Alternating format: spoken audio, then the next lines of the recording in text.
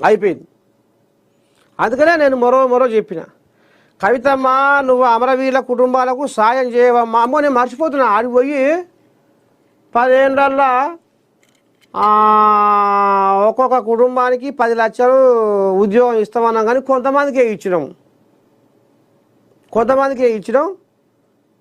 మిగతా వాళ్ళకి ఇయ్యలేదు. ఇయ్యనందుకు క్షమాపణ కోరుతున్నా. గీయాడ క్షమాపణ కోరుతున్నావు. ఆయన ఎందుకో మరి మీ అయ్యని అడగలేదు? అయ్యా నీకు వాళ్ళ ఫోన్ నెంబర్ దొరుకుతలేవా? అయ్యా కతిమ అమరవీరుల కుటుంబాలు ఎక్కడ ఉన్నాయో, ఏడ నివాసం ఉంటున్నాయో అనేది మీ అయ్యని అడిగితే తప్పైందా? దొరకలేదా? వాళ్ళు ఎక్కడ బతుకుతుర్రు అసలు, వాళ్ళు మరి ఎక్కడ పోయి ఏమన్నా అన్నారు? ఇంకా కతిమల్లో కూడా ఇద్దాం చేద్దాం అది ఇది అన్నది అట్లే మర్చిపోయారు.